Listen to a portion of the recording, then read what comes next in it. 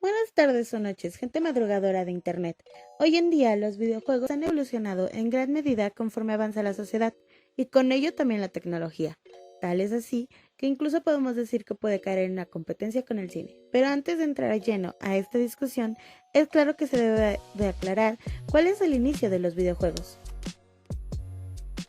Podemos considerar como primer videojuego el Knights and Crows, desarrollado por Alexander S. Douglas en 1952. El juego permitía enfrentar a un jugador humano contra la máquina. Básicamente consistía en lo que hoy conocemos como el juego del gato.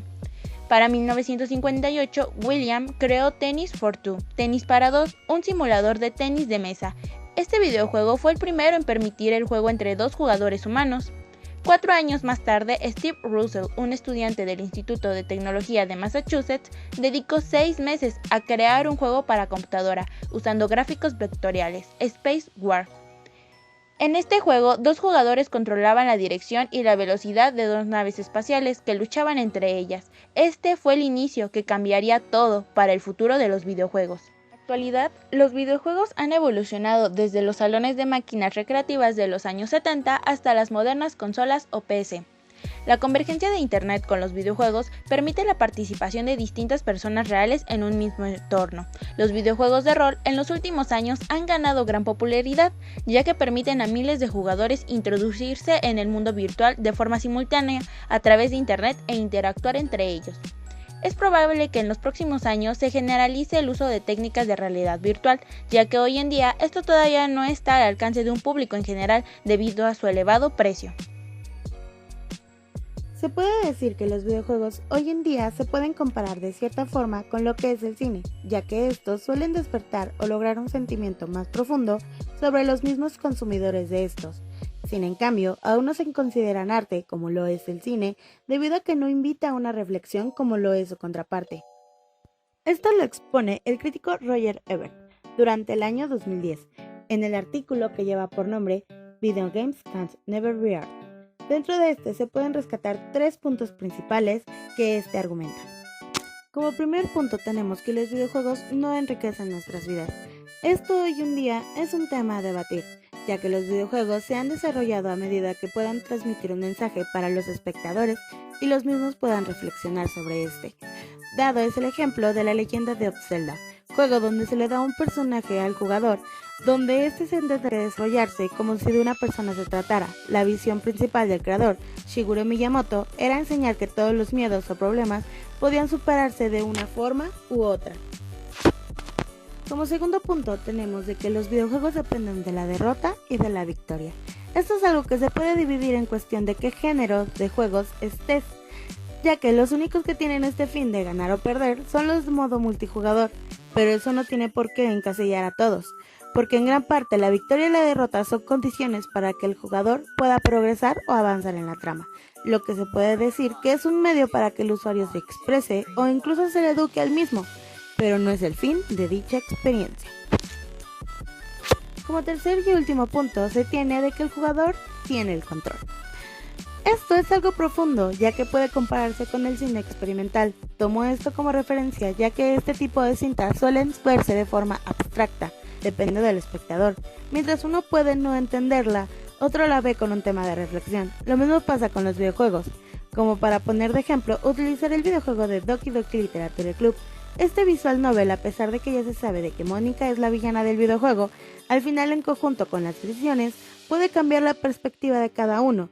Con esto me refiero a que si yo veo a Mónica como una víctima de un personaje ya programado y por eso no podemos estar juntos, otro jugador la verá como una loca que mató a sus amigas por amor hacia ti, lo que cae incluso de que los videojuegos son en sí subjetivos.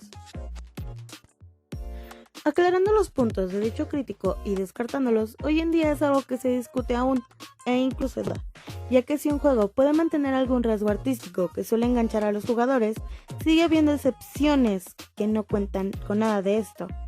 A pesar, aún en la actualidad existen museos de arte que ya cuentan con salas exclusivas para este tema de los videojuegos, donde se encuentran elementos o piezas de esta índole. Ejemplo de ello es el Museo de Smithsonian, en conjunto con el Ministerio de Cultura de Francia y la Suprema Corte de los Estados Unidos, que los considera de esta forma. Entonces, ¿por qué aún existe el debate de que si son o no son arte estos? Es aquí donde se hace referencia a la intersubjetividad.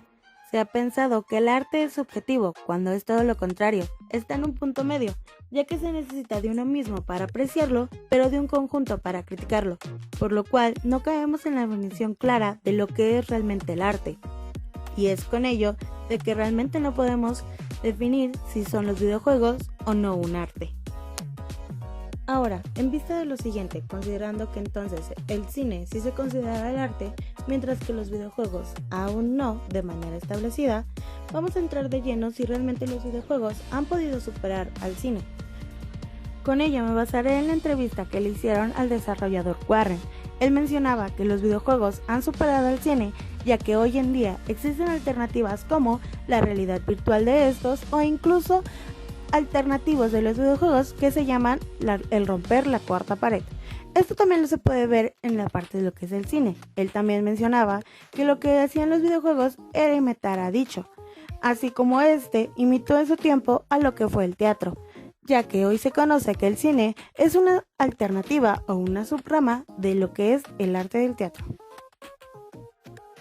¿Los videojuegos nos alejan de la realidad? Bueno, esta es una pregunta que muchos se han llegado a cuestionar, y es que hoy en día los videojuegos forman parte de nuestra vida cotidiana, por lo que ya no solo niños, sino también jóvenes y adultos pasan largas horas frente a una consola o computadora. Esto se debe a que la tecnología ha creado nuevas formas de atrapar al espectador, para así adentrarlo a este nuevo mundo. ¿Pero por qué pasa esto? La respuesta es sencilla: los videojuegos nos proporcionan nuevas historias y sobre todo control acerca de cómo la historia va a ir evolucionando. Actualmente, los videojuegos son tan interactivos que le permiten a los jugadores la posibilidad de crear la historia en base a sus acciones y decisiones, por lo que ofrece una infinidad de posibilidades en un solo juego.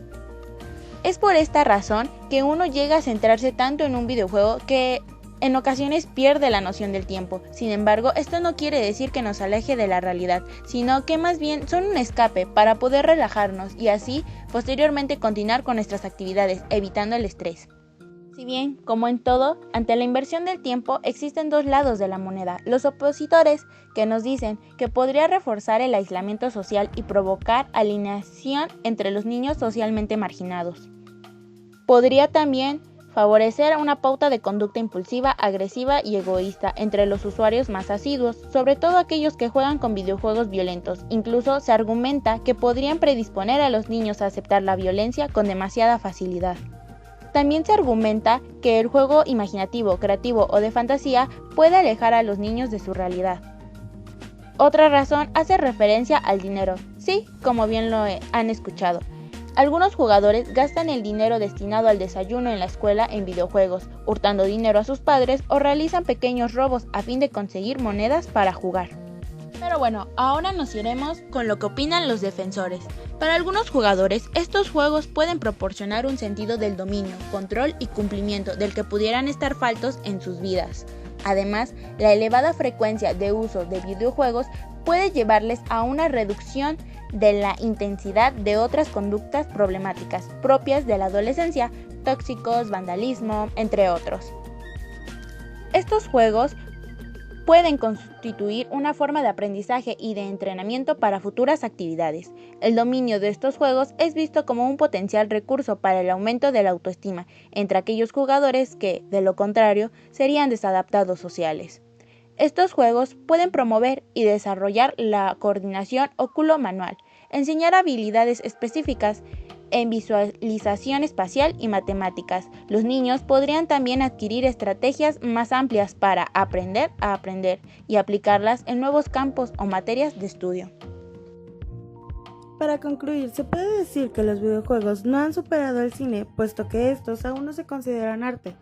Sin en cambio, para el público se puede considerar una mejor experiencia jugar un videojuego a ver una película, ya que se siente más real, se siente más presencial, por el índice de que es también en primera persona un videojuego. Aún se debaten estas cosas, pero no queda mucho para que el videojuego supere al cine. Así que esto ha sido todo por nuestra parte, espero que te haya gustado. Hasta la próxima.